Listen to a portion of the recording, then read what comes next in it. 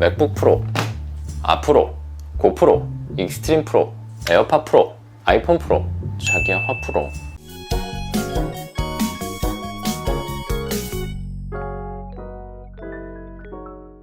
여러분 안녕하세요. 번거로운 임지입니다.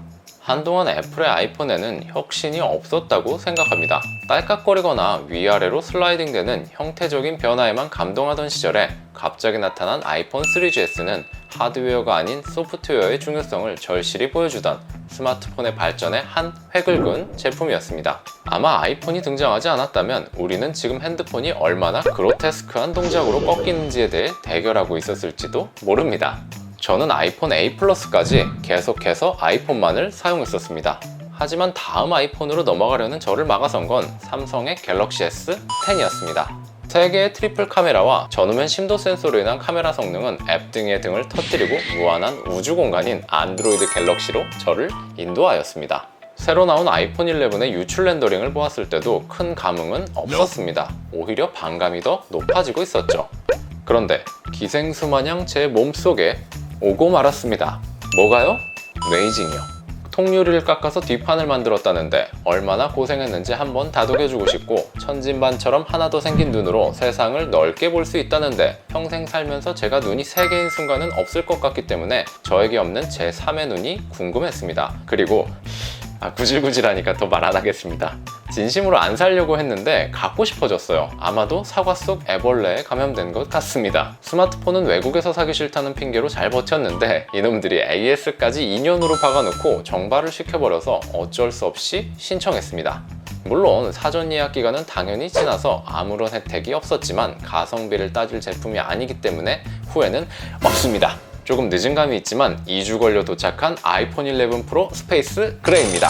울트라 와이드, 와이드, 망원의 3개의 렌즈를 탑재하고 카메라 성능을 내세우며 출시했습니다. 사실 카메라 성능을 빼면 그렇게 혁신적인 변화는 없다고 생각합니다. 하지만 A13 바이오닉 칩을 탑재하여 빠릿한 성능과 확장된 다이나믹 레인지, 그리고 손떨림 방지까지, 이쯤 하면 제가 지금 하이엔드 똑딱이 카메라를 산 건지 스마트폰을 구매한 건지 모르겠지만 한번 뜯어보도록 하겠습니다.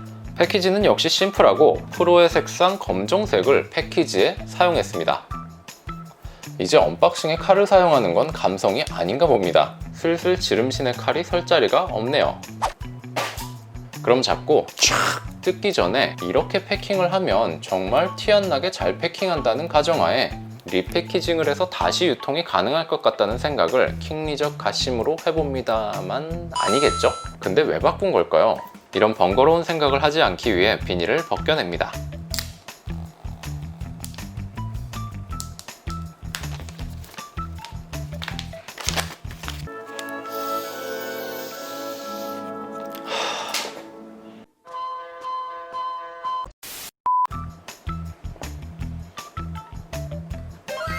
아이폰 11 프로 스페이스 그레이 색상입니다. 이놈이 엎드려서 자고 있네요. 잠에서 깨지 않게 살짝 드러내면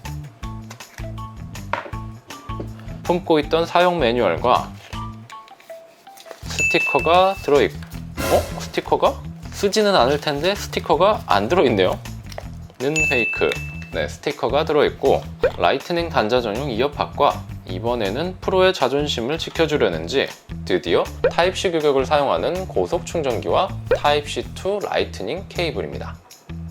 이런 거 보면 애플이 정말 조련을 잘하는 것 같아요. 다른 제조사들은 이미 고속 충전기는 물론이며 무선 이어폰에 PD 충전 케이블도 기본 제공하는 마당인데 이제는 기본적인 걸 해주니까 저도 감동을 받고 있네요.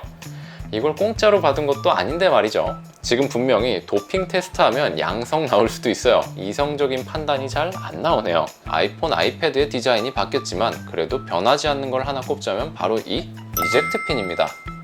애플의 심트레이 제거용 이젝트 핀은 약간 사각형의 각진 모습을 한 반면에 갤럭시류나 기타 안드로이드에 들어가는 핀은 클립처럼 둥글둥글한 모양을 하고 있습니다. 그래서 애플의 이젝트 핀을 삼성 갤럭시류의 심트레이에다가 꽂았을 때 심트레이가 열리지 않고 흠집만 나는 경우가 상당합니다. 이것도 기종에 맞게 넣어야 한다는 게 약간 불편하긴 하네요. 자, 그럼 아이폰이 엎드려 자고 있을 때 이젝트 핀을 쑥 찔러 넣어서 유심을 몰래 삽입해 줍니다. 아니 유심 꼽았다고. 네, 감동적인 순간이죠.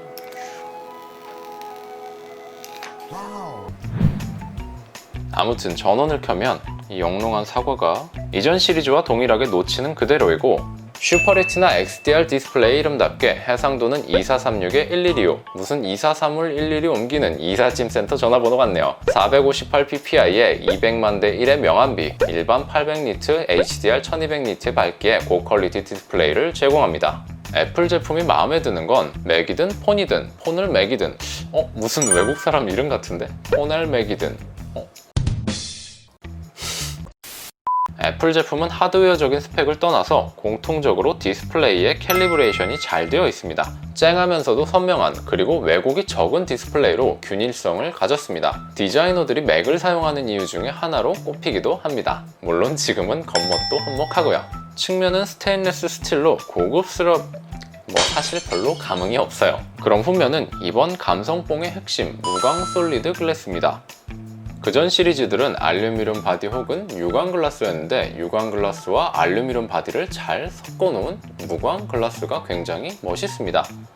저는 개인적으로 무광을 좋아합니다. 사람도 자신의 잘남을 마구마구 유광처럼 뽐내는 사람들을 싫어합니다.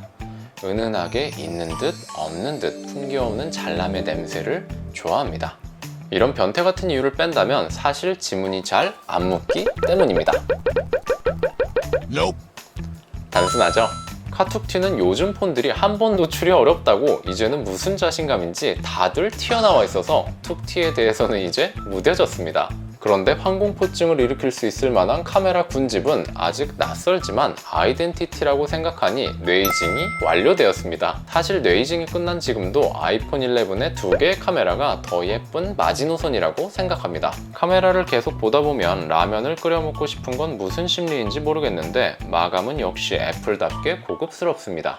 근데 가격을 곰곰이 생각해보면 고급스럽지 않으면 이걸 산 이유가 없었습니다. 굳이 구매 이유를 찾자면 저는 이걸 카메라가 없을 때 서브 촬영용으로 사용하려고 구매했습니다. 현장에서 사용하기 좋은 IP68 등급의 완전 방수를 지원하지만 신주단지 모시듯이 고이고이 모시며 사용하겠죠. 아마 폰이 방수를 지원해도 물에 담그지 않고 2년 넘게 사용해보신 분들 많을 거예요. 그쵸? 반갑습니다.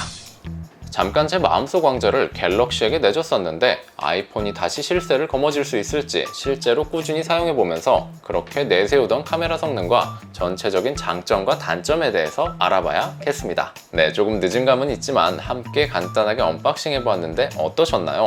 카메라와 디스플레이 그리고 통유리를 제외하면 지금 플래그십 시장에서 아이폰 11 프로가 혁신이라고 외치기에는 많이 모자란 부분이 있습니다. 이전에 쌓아온 감동과 혁신 때문인지 매번 너무 기대를 한 탓도 있겠고요.